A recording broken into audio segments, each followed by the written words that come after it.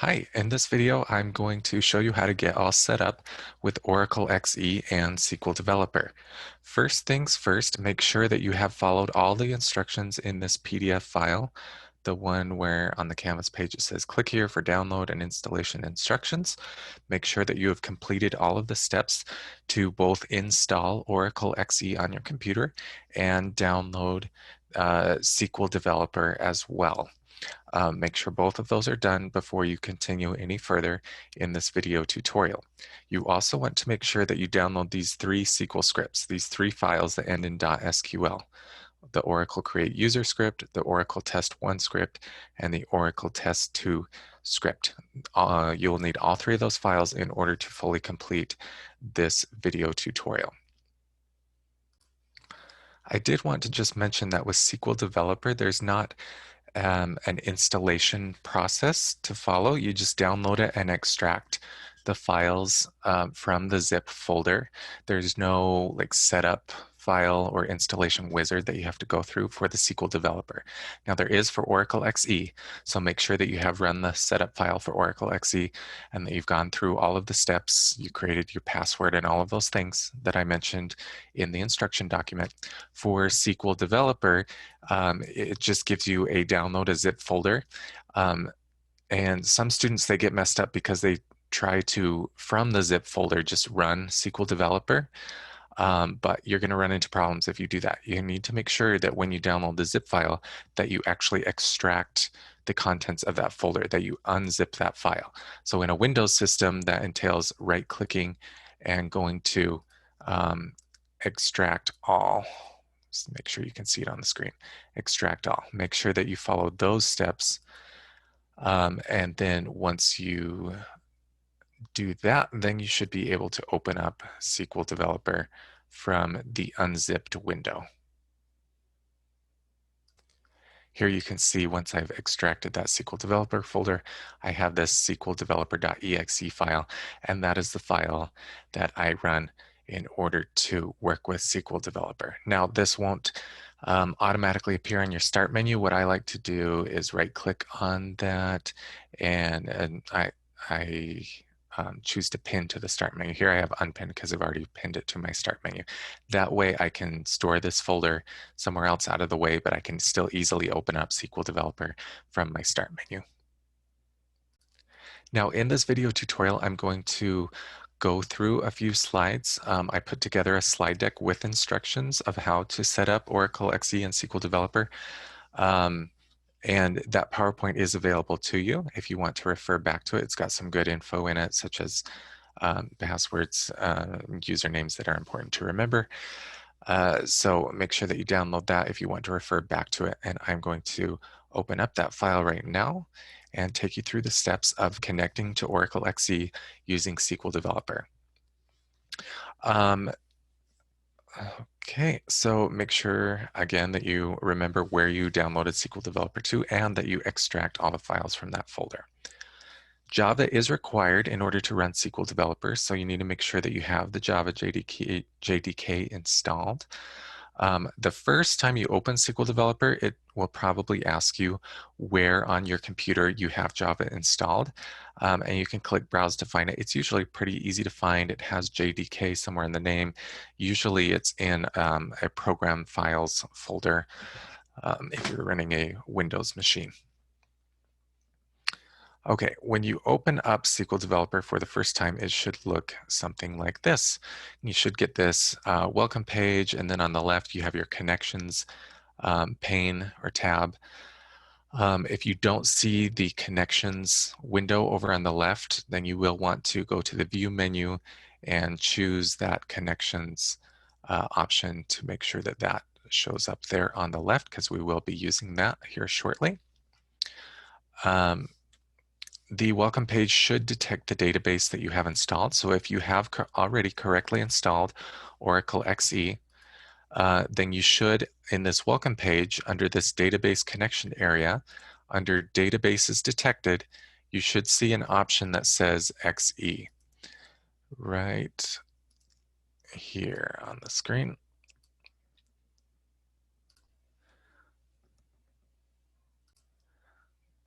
Go ahead and click on that. And it should pop up XE as one of the connections in your pane. It may or may not show up under a subfolder. I have it show up under a TNS folder. Yours may or may not do that. And then it pops up with a connection information box asking for a username and a password. Now, let me pause there and go back and just say, if you don't see, if XE wasn't detected in that database's detected area, first, go back and make sure that you have fully and properly installed Oracle XE. Some students mistakenly think they can just do SQL Developer without installing Oracle XE, but that's not how it works. So make sure Oracle XE is indeed installed. And if you've made sure that it is installed and it's still not detecting it, then you can manually create a connection to XE by using that connection pane over on the left, right-clicking it and choosing New Connection.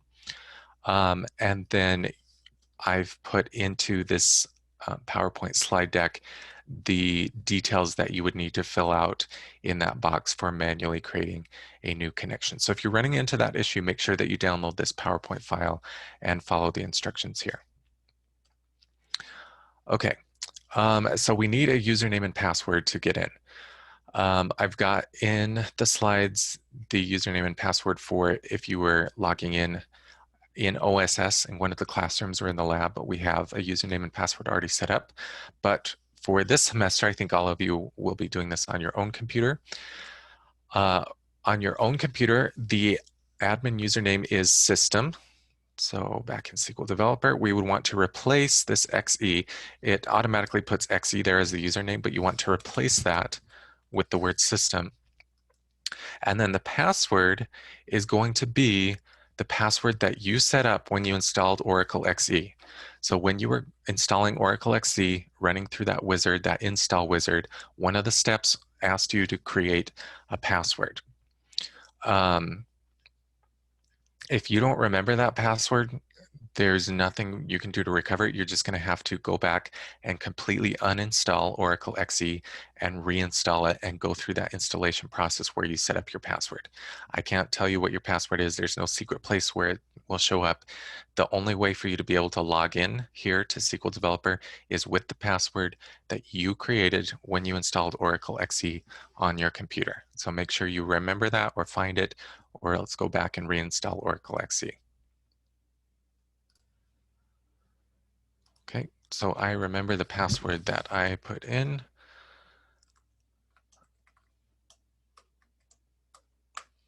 When I installed, and sometimes it takes a second, and when it connects successfully, it should look like this. It should pop open a blank worksheet, and then on the left, you should see under connections that you have this XE connection. And if you expand that, then you can see what you have in your database. You can see a table, a folder for tables, a folder for views, indexes, and so on and so forth. Now, when you close SQL Developer later and then you open it back up, you should see XE as a persistent connection there. So next time you open SQL Developer, you won't have to go back to this welcome page and click on XE again. It will already be in your connections on the left. So you can just double click on it or click on the X button and it will ask you again to log in. So you'll have to log in every time, but that XE connection should stay there on the left. You should only have to click it here on the welcome page the very first time you're going through this setup process. Now, about 5% of students every semester get an error. And I don't know why. It's just up to the configuration on your personal machine. I usually have about 70 students per semester install this software, and maybe about 3 students out of my 70 every semester consistently get this error. Most of you won't get this error, but I'm sure 2 or 3 or 4 of you will. When you try to log in for the first time, if you see this error, IO error, the network adapter could not establish the connection. That is a tricky error. It can be caused by one of many, many different things. I can't tell you that there's one simple way to solve it because there's not, but I have provided for you on Canvas this troubleshooting guide, which is particularly for that specific error. So if you are getting that error, you will need to go back to Canvas, download this troubleshooting guide and go through and try and follow several of the steps in that troubleshooting guide in order to fix that error. So it's a great guide. It's got some good ideas and good steps. So like I said, I usually have 3 or 4 students per semester that get the error, and 2 or 3 of them usually get it to work by going through the troubleshooting guide. And then I usually have like maybe 1 student every semester that they just can't get it to work. So they end up just giving up and using Live SQL instead. I hope that's not what happens to you. I hope you don't feel like you need to give up on this software, but there is always that alternative to just use Live SQL if for whatever reason we can't get SQL Developer to work on your particular machine. Okay. Once you get logged in, that's great. I will say that using an admin account isn't the best or the easiest idea, so you shouldn't necessarily do all of your work logged in as system. It's really a good idea to create a separate username and password, a separate login to do most of your work for the class. And I will show you how to do that here in just a second. But first, let me just show you in SQL Developer why you might not want to do everything as system. So when you're logged in as system, if you expand your XE connection over in the connections pane, if you look at your list of tables, so if you also expand this list of tables, you'll see that there's a bunch of administrative tables that already exist in your database. Now, when you're actually trying to do your content work for the class and you're creating tables and working with certain tables, it can be really hard to find the tables you're looking for because this list of tables is just enormous. It's so big.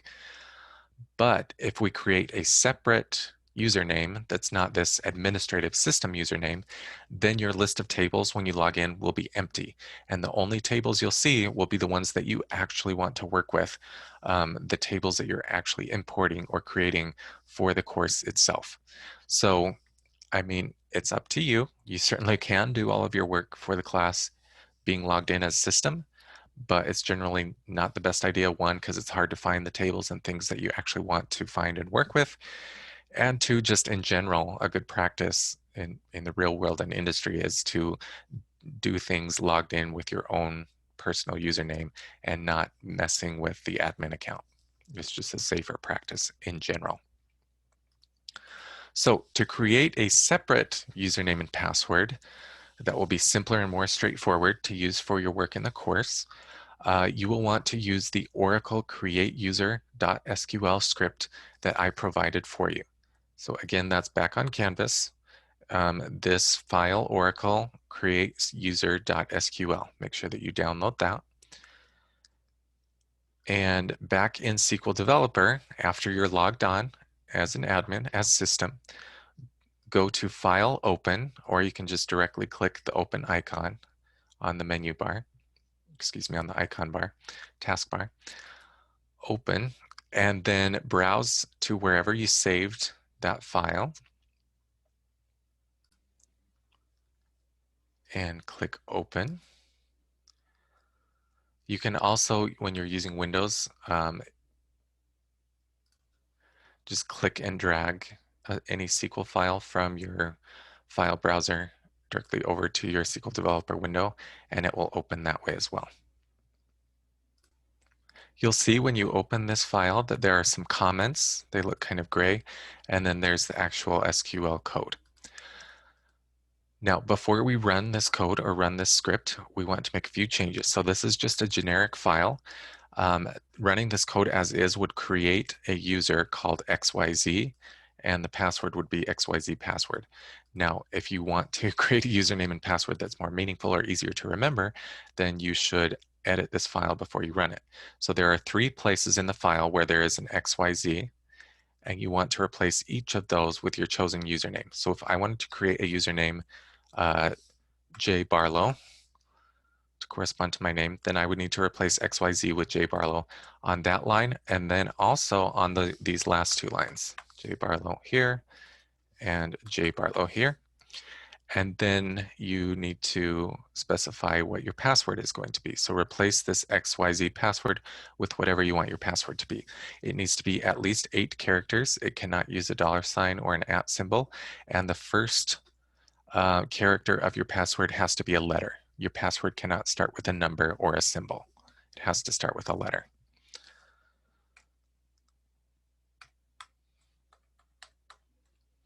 Okay.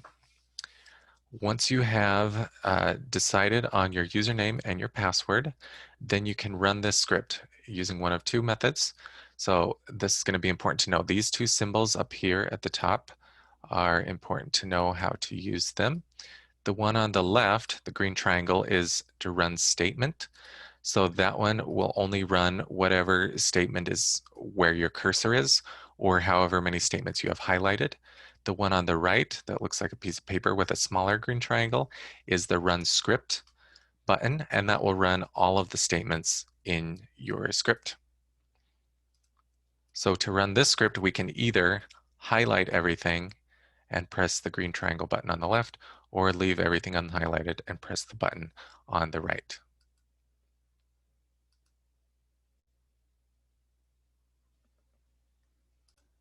For some of you, that will work successfully. For others of you, you might get this error. I got this error that says invalid common user or role name. So if you get that error, then I've got some instructions for you. These instructions are listed both in the comments of this script file, and they're also listed back on the slides that I've provided for you. So if after running the script, if you get that error, the invalid common user or role name, then you highlight the code that says alter session set Oracle script equals true, and run that code, and then rerun the entire code again. So let me show you exactly what I mean here. So if you got that invalid common user or role name error, then up here in the script, inside the comment, there is this line that says alter session set Oracle script equals true. And that will change one of the settings that has to do with what types of usernames are allowed. So if you highlight just that one line and then press that green triangle button, the run statement, not the run script, but the run statement. Okay, then you should get a message that says session altered. And after you see that session altered success message, then you can run the entire script again. And it should work correctly. You should see a message that says user created, commit complete, grant succeeded, grant succeeded.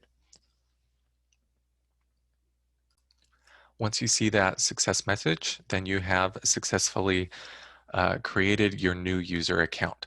So now, as it says on this slide, we can disconnect from XE using the admin or system and then re-log in using the new username and password we have just created. So for me, I can right-click here on XE and disconnect, and then either double-click or right-click and choose connect, or try to click this expand button, and it will bring up the prompt to put in a username and password. Again, we don't want that it always says XE there in the username. Now we can input the username that we just created. For me, it's Jay Barlow, and the password that we just associated with it, and press OK. And now we should be logged in. Now we can see if we expand our tables that it's empty. We don't see all those administrative tables. It's just a nice, clean, empty slate for us to learn and read and write SQL for the course.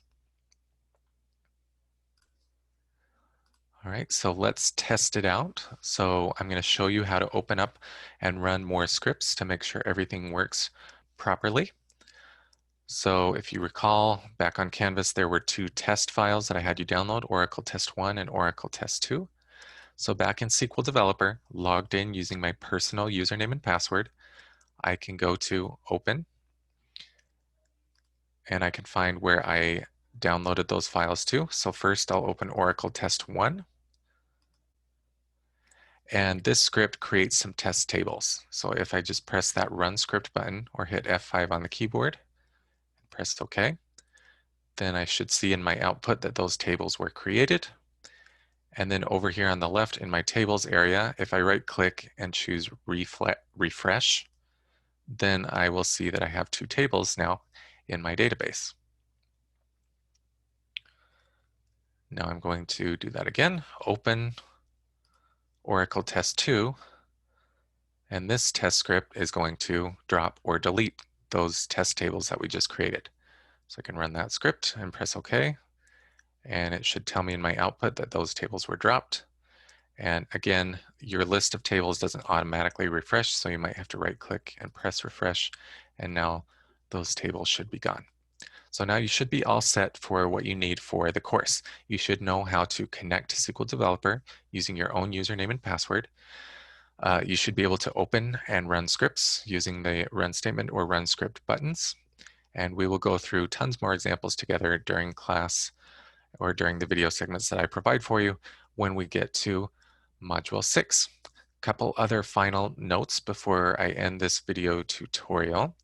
I will let you know that users are tied to schemas. Okay, so your username is tied to a database. We will use several different example databases throughout the class. So you will either need to create a separate username for each different database that we do, or a simpler thing to do would be each time that you need to work with a given database in your personal login, in your personal account, drop all the tables that we've done from one example, and then load up the examples that you might need for whatever other example we're doing next. And I will show you more in class exactly what I mean by that. So when we're switching from one database to another, I will remind you and show you how to drop all the tables and then import the tables for the next example. Okay, and now you should be all set to go. You should be all set up. Let me know if you have any questions. And as we're actually doing hands-on exercises during the course, I will give you more examples and provide you plenty of opportunity to ask questions to make sure that this software works well for you. Have fun.